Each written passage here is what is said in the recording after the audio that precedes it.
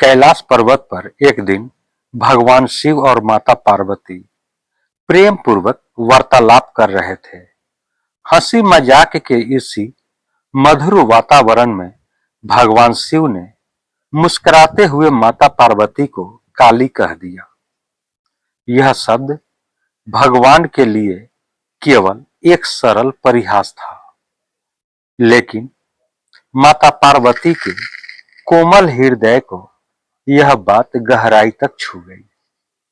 उन्होंने कुछ नहीं कहा, पर उनके मन में एक संकल्प जन्म ले चुका था।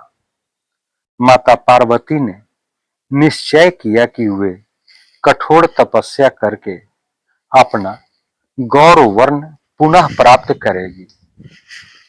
उन्होंने कैलाश छोड़ दिया और हिमालय के घने निर्जन वन में जाकर एक विशाल वृक्ष के नीचे आसन लगा लिया।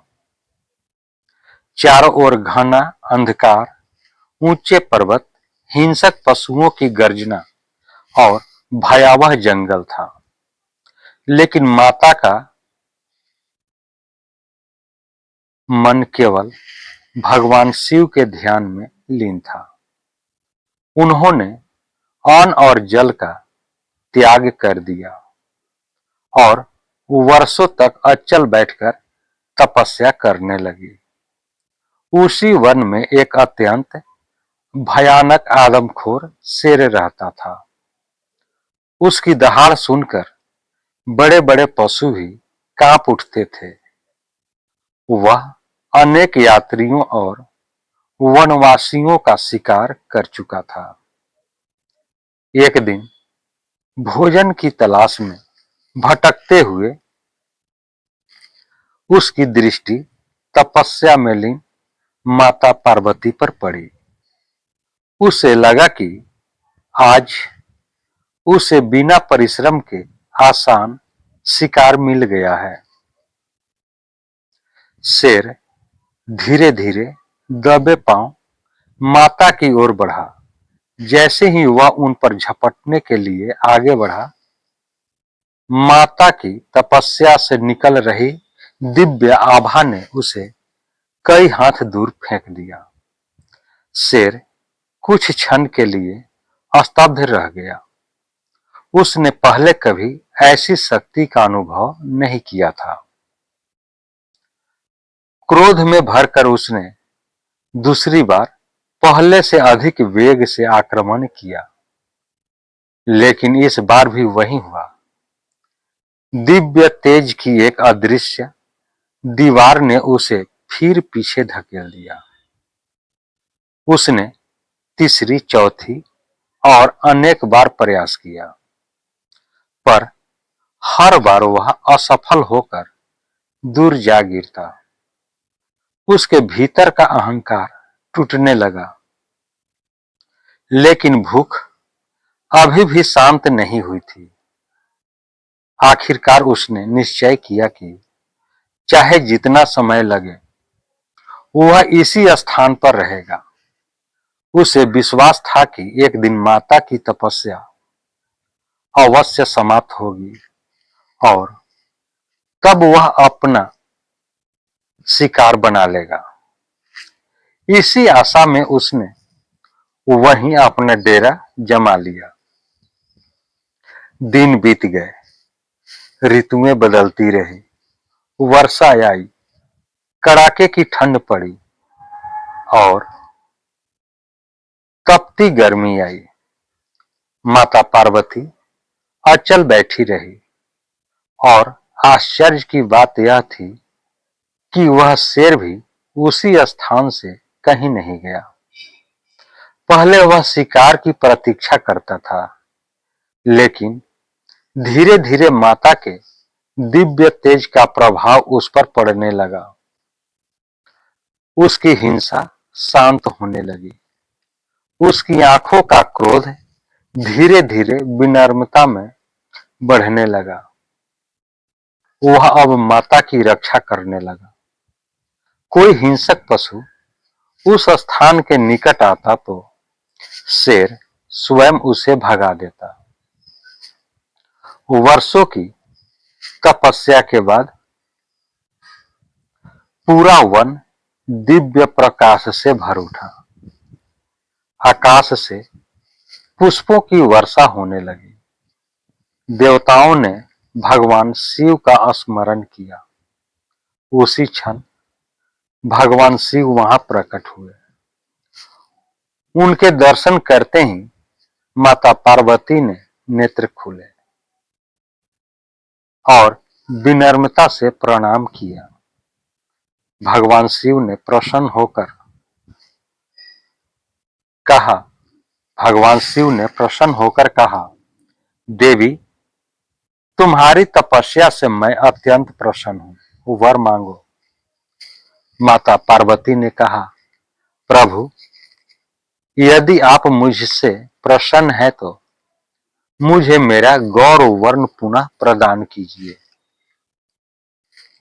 भगवान शिव ने मुस्कुराते हुए अपने वरद हस्त से उन्हें आशीर्वाद दिया। उसी क्षण माता का शरीर दिव्य स्वर्णिम आभा से प्रकाशित हो उठा। उनका तेज सहस्र सूर्यों के समान चमकने लगा। उसी दिव्य स्वरूप के कारण वे आगे चलकर गौरी के नाम से विख्यात हुई। लेकिन तभी माता की दृष्टि उस शेर पर पड़ी जो वर्षों से वहीं बैठा था। अब उसकी आंखों में क्रूरता नहीं, केवल विनम्रता थी। भगवान शिव ने आश्चर्य से पूछा, देवी, यह वही शेर है जो तुम्हें अपना शिकार बनाना चाहता था। माता पार्वती मुस्कुराई और बोली, प्रभु, यह सत्य है कि यह मुझे खाने आया था, लेकिन जितने वर्षों तक मैंने तप किया उतने ही वर्षों तक इसने भी बिना अन्न जल के यहीं रहकर प्रतीक्षा की। इसका मन हिंसा से बदलकर समर्पण में परिवर्तित हो चुका है। इसने मेरे तेज के प्रभाव से अपने भीतर के पशु भाव को त्याग दिया है। भगवान शिव उस करुणा को देखकर प्रसन्न हो गए। उन्होंने कहा, देवी, तुम्हारा हृदय वास्तव में मातृ स्वरूप है। तुम शत्रु में भी सुधार देख लेती हो। फिर उन्होंने उस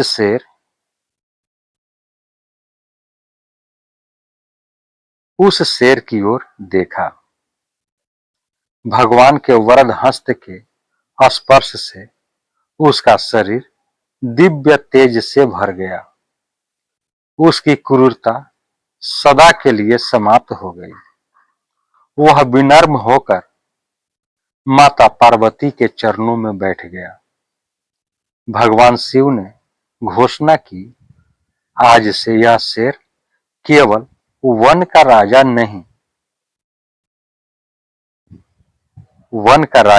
नहीं रहेगा, यह तुम्हारा दिव्य वाहन बनेगा और युगों युगों तक संसार तुम्हें सिंह वाहिनी, दुर्गा और मां शेरावाली के नाम से पूजेगा।